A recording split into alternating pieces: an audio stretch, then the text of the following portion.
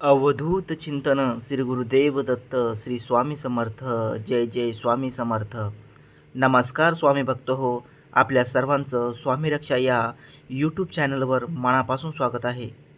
भक्तांनो, जीवनात कधीकधी अशी वादळ येतात की माणूस पूर्णपणे उद्ध्वस्त होतो. त्याला जगण्याची इच्छा सुद्धा राहत नाही. पण अशा वेळेला जर स्वामींचा हात आपल्या डोक्यावर असेल तर संपलेलं आयुष्यसुद्धा पुन्हा नव्यानं सुरू होतं. आणि आज मी तुम्हाला जो अनुभव सांगणार आहे तो एका आईच्या आयुष्यात घडलेला इतका भयानक आणि हृदय पिळून टाकणारा आहे की ऐकताना सुद्धा अंगावर काटा येईल. ताई सांगतात की मी पुणे जिल्ह्यातील एका गजबजलेल्या शहरात राहणारी साधी गृहिणी आहे. आमचं कुटुंब खूप साधं पण प्रेमळ होतं. माझे पती एका मोठ्या कंपनीत नोकरी करत होते. घरात कधीच पैशाची अडचण नव्हती. सासू सासरे आमच्यासोबत राहत होते आणि आम्हाला 2 गोड मुलगे होते. मोठा मुलगा 12वीला शिकत होता आणि छोटा मुलगा 10वीत होता. दोघेही अभ्यासात हुशार आणि स्वभावाने खूप चांगले होते. आमच्या घरात रोज हसण्याचे आवाज घुमत असायचे. सणवार आनंदात साजरे व्हायचे आणि आम्हाला असं वाटायचं की देवाने आम्हाला सर्व काही दिलं आहे. पण कदाचित नशिबाला हे सुख जास्त दिवस पाहवत नव्हतं. एक दिवस सकाळी नेहमीसारखाच उगवला. माझा मोठा मुलगा कॉलेजला जाण्यासाठी बाईक घेऊन बाहेर पडला. मी त्याला नेहमीप्रमाणे डब्बा दिला आणि काळजी घे म्हणून सांगितलं. पण त्या दिवशी माझं मन खूप अस्वस्थ होतं. का कुणास ठाऊक. मी त्याला 2दा मागून हाक मारली, पण तो हसत हसत निघून गेला. आणि काही वेळातच आमच्या आयुष्याचा सर्वात भयानक फोन आला. रस्त्यावर एक भयानक अपघात झाला होता. एका भरधाव कंटेनरने अनेक वाहनांना धडक दिली होती आणि त्यामध्ये माझा मुलगासुद्धा होता. आम्ही धावतच हॉस्पिटलला पोहोचलो. पण तिथे जे दृश्य पाहिलं ते आयुष्यभर विसरू शकत नाही. माझा मुलगा पूर्ण रक्ताने माखलेला होता. डॉक्टरांनी सांगितलं की तो जागीच गेला होता. त्या क्षणी माझ्या पायाखालची जमीन सरकली. माझं जग संपलं. मी ओरडत रडत होते. देवाला प्रश्न विचारत होते की माझ्याबरोबरच का? पण उत्तर कुठेच नव्हतं. घरात परत आल्यावर प्रत्येक कोपऱ्यात त्याची आठवण होती. त्याचा आवाज, त्याचं हसणं, सर्व काही डोळ्यासमोर येत होतं. मी दिवस-रात्र रडत होते. खाणं-पिणं सोडलं होतं. मला जगायचं नव्हतं. पण माझ्या छोट्या मुलासाठी मला स्वतःला सावरावं लागलं. हळूहळू दिवस गेले, पण माझ्या मनातील जखम अजून खोल होत गेली. जवळपास 5 वर्ष अशीच गेली. माझा छोटा मुलगा मोठा झाला. तो इंजिनिअरिंगसाठी दुसऱ्या शहरात गेला. सुरुवातीला सर्व काही ठीक होतं. तो मला रोज फोन करायचा. पण हळूहळू त्याचा आवाज बदलू लागला. तो कमी बोलू लागला आणि एक दिवस त्याने मला सांगितलं की त्याची एका मुलीसोबत मैत्री झाली आहे. मला थोडी काळजी वाटली, पण मी त्याला काहीच बोलले नाही. मला वाटलं तो समजदार आहे, पण मला काय माहिती होतं की हाच निर्णय माझं आयुष्य पुन्हा उद्ध्वस्त करणार आहे. तो त्या मुलीच्या प्रेमात इतका अडकला की त्याला काहीच दिसेनासं झालं. अभ्यास सुटला, मित्र सोडले आणि तो पूर्णपणे तिच्यावर अवलंबून झाला. आणि अचानक एक दिवस ती मुलगी त्याला सोडून गेली. त्याचा वापर करून त्याला एकटं टाकून निघून गेली आणि माझा मुलगा हा धक्का सहन करू शकला नाही. एका रात्री त्याने स्वतःच्या खोलीत गळफास लावून आत्महत्या केली. माझ्या दुसऱ्या मुलाच्या मृत्यूची बातमी ऐकल्यानंतर माझ्या आयुष्यात उरलेली सगळं काही एका क्षणात संपून गेलं होतं. मी जिवंत असूनही मृत झाल्यासारखे झाले होते. माझ्या डोळ्यात अश्रूही उरले नव्हते, कारण रडायलासुद्धा ताकद उरली नव्हती. घरात एक भयानक शांतता पसरली होती. जिथे कधी मुलांच्या हसण्याचे आवाज घुमायचे, तिथे आता फक्त आठवणीचा अंधार होता. माझ्या हातातून 2 तरुण मुलं निसटली होती आणि मी स्वतःलाच दोष देत होते.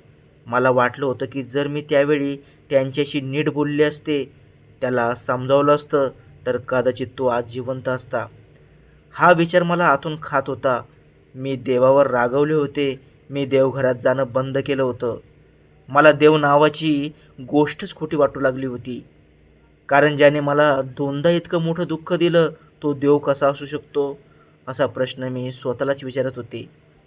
दिवस-रात्र मी एकटीच बसून राहायचे. कोणाशीही बोलत नव्हते. नातेवाईक येत होते, समजावत होते, पण त्यांच्या शब्दाचा काहीच परिणाम होत नव्हता. मला फक्त माझी मुलं आठवत होती आणि त्यांच्याशिवाय जगणं अशक्य वाटत होतं. अशा अवस्थेत काही दिवस गेले आणि एक दिवस माझ्या एका जुन्या मैत्रिणीने मला भेटायला येण्याचा आग्रह केला. सुरुवातीला मी नकार दिला, पण ती जबरदस्तीनेच घरी आली. तिने मला पाहिलं आणि ती स्वतःही रडू लागली. तिने माझा हात धरला आणि खूप प्रेमाने म्हणाली, की "तू अशी संपून जाऊ नकोस. अजूनही तुझ्या आयुष्यात काहीतरी उरलं आहे." आणि तिने मला एक सल्ला दिला, की "एकदा गांगनापूरला जाऊन ये. तिथे दत्तगुरूंची कृपा आहे. तुझं आयुष्य बदलू शकतं." मी तिच्यावर ओरडले. मी म्हणाले, की "माझं आयुष्य आधीच संपलं आहे. आता काहीही बदलणार नाही. देवानेच माझं सर्व काही हिरावून घेतलं आहे. मग मी देवाकडे का जावं?" पण ती शांतपणे म्हणाली, की "शेवटचा एक प्रयत्न करून बघ.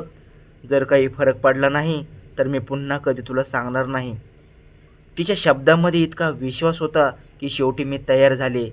आम्ही दोघांनी माझ्या नवऱ्याशी बोलून गांगनापूरला जाण्याचा निर्णय घेतला आणि काही दिवसांनी आम्ही तिथे पोहोचलो. तिथलं वातावरण खूप वेगळं होतं.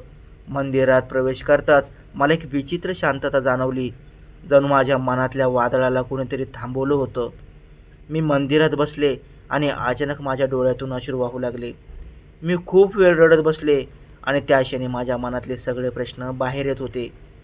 तेवढ्यात एक वृद्ध साधू माझ्याजवळ आले. त्यांनी माझ्या डोक्यावर हात ठेवला आणि अतिशय शांत आवाजात म्हणाले, की "बाळ, इतकं रडू नकोस. जे काही घडलं ते तुझ्या हातात नव्हतं आणि जे आपल्या हातात नसतं त्यासाठी स्वतःला दोष देऊ नये." त्यांचे शब्द ऐकून मी अजून जोरात रडू लागले आणि मी त्यांना सगळं सांगितलं. माझ्या दोन्ही मुलांबद्दल, माझ्या दुःखाबद्दल, माझ्या रागाबद्दल. ते शांतपणे ऐकत होते आणि मग म्हणाले, की "कधी-कधी देव आपल्याला जे हिरावून घेतो ते आपल्यासाठी नसतंच आणि त्याच्या जागी तो आपल्यासाठी काहीतरी वेगळं ठेवतो, जे आपल्याला पुढे मिळणार असतं. पण त्यासाठी श्रद्धा आणि संयम लागतो." त्यांनी मला गुरुचरित्रांचा ग्रंथ घेऊन 7 पारायण करण्यास सांगितलं आणि पूर्ण विश्वासाने ते करण्यास सांगितलं. त्यांनी मला आशीर्वाद दिला आणि म्हणाले, की "तुझ्या आयुष्यात अजूनही प्रकाश येणार आहे." त्या क्षणी मला काहीतरी वेगळंच जाणवलं. जणू माझ्या मनात एक छोटीशी आशा निर्माण झाली होती. आम्ही तिथून निघालो आणि मी घरी परतल्यावर लगेच गुरुचरित्र आणून पारायण सुरू केलं. सुरुवातीला मन लागत नव्हतं, पण हळूहळू मी पूर्ण श्रद्धेने ते करू लागले. 1 पारायण झालं, 2 झालं, 3 झालं आणि प्रत्येक पारायणानंतर मला आतून हलकं वाटू लागलं. जणू माझं दुःख थोडं-थोडं कमी होत होतं आणि मी पुन्हा जगण्याचा प्रयत्न करू लागले. मी गुरुचरित्रांचं पारायण पूर्ण श्रद्धेने करत राहिले आणि दिवसागणिक माझ्या मनातला अंधार कमी होत चालला होता. जणू काहीतरी अदृश्य शक्ती मला आतून सावरत होती. 7 पारायण पूर्ण होण्याच्या आसपास माझ्या शरीरात काहीतरी बदल जाणवू लागले. सुरुवातीला मी त्याकडे दुर्लक्ष केलं, पण जेव्हा माझा मासिक पाळीचा वेळ निघून गेला, तेव्हा मला थोडी शंका आली आणि मी डॉक्टरांकडे जाण्याचा निर्णय घेतला. मनात खूप भीती होती, कारण या वयात असं काही होईल असं मला कधीच वाटलं नव्हतं. डॉक्टरांनी तपासणी केली आणि काही वेळानंतर जे सांगितलं ते ऐकून मी अक्षरशः थरथर कापू लागले. त्यांनी सांगितलं, की "तुम्ही पुन्हा आई होणार आहात." त्या क्षणी मला काय बोलावं काहीच समजत नव्हतं. माझ्या डोळ्यात अश्रू होते, पण यावेळी ते दुःखाचे नव्हते, तर आनंदाचे होते. मला लगेच गांगनापूरमध्ये भेटलेले ते साधू आठवले. त्यांनी सांगितलेले शब्द आठवले, की "तुझ्या आयुष्यात अजून काहीतरी चांगलं घडणार आहे." आणि मला जाणवलं, की हा काळ सगळा चमत्कार स्वामींच्या कृपेने घडतोय. मी घरी येऊन माझ्या नवऱ्याला ही बातमी सांगितली. सुरुवातीला त्यांनाही विश्वास बसत नव्हता, पण हळूहळू आम्ही दोघांनीही हे स्वामींचं वरदान म्हणून स्वीकारलं. मी पूर्ण 9 महिने स्वामींचं नाव घेत राहिले, जपमाळ करत राहिले आणि प्रत्येक दिवस स्वामींवर विश्वास ठेवत जगत राहिले. माझी प्रेग्नन्सी वयानुसार खूप कठीण होती. डॉक्टरांनीही खूप काळजी घ्यायला सांगितलं होतं, पण माझा विश्वास आता पूर्णपणे स्वामींवर होता आणि शेवटी तो दिवस आला जेव्हा मला प्रसूतीसाठी हॉस्पिटलमध्ये दाखल करण्यात आलं आणि काही तासांच्या वेदनेनंतर डॉक्टर बाहेर आले आणि त्यांनी जे सांगितलं ते ऐकून आमचं आयुष्य पुन्हा उजळून निघालं. त्यांनी सांगितलं की तुम्हाला जुळी मुलं झाली आहेत. त्या क्षणी मला वाटलं की माझं संपलेलं आयुष्य पुन्हा नव्यानं सुरू झालं आहे. जिथे माझ्या आयुष्यात फक्त दुःख आणि अंधार उरला होता, तिथे आज पुन्हा आनंद आणि प्रकाश आला होता. माझ्या हातात 2 गोंडस मुलं होती आणि माझ्या डोळ्यासमोर स्वामींचा आशीर्वाद जिवंत उभा होता. मला त्या क्षणी पूर्ण खात्री पटली की स्वामींची लीला खरंच अद्भुत आहे. त्यांनी माझ्याकडून जे घेतलं त्याच्या बदल्यात मला त्याहून मोठं सुख दिलं. आज माझं घर पुन्हा हसतंय, पुन्हा आनंदाने भरलं आहे आणि मी रोज स्वामींचे आभार मानते की त्यांनी मला पुन्हा जगण्याचं कारण दिलं.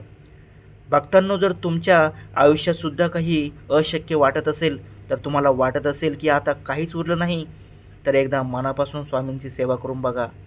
त्यांच्या नावावर विश्वास ठेवा, ते नक्कीच तुमचं आयुष्य बदलतील. श्री स्वामी समर्थ. जय जय स्वामी समर्थ. तर भक्तांनो, तुम्हाला हा अनुभव कसा वाटला ते कमेंटमध्ये नक्की सांगा आणि व्हिडिओ आवडला असेल तर लाईक करा, शेअर करा आणि आमच्या चॅनलला सबस्क्राईब करा. तसेच कमेंटमध्ये श्री स्वामी समर्थ, श्री दत्तगुरू जरूर लिहा, कारण स्वामींचं नाव आणि दत्तगुरूंचं नाव घेतल्याशिवाय कोणतीही कामं पूर्ण होत नाही. धन्यवाद.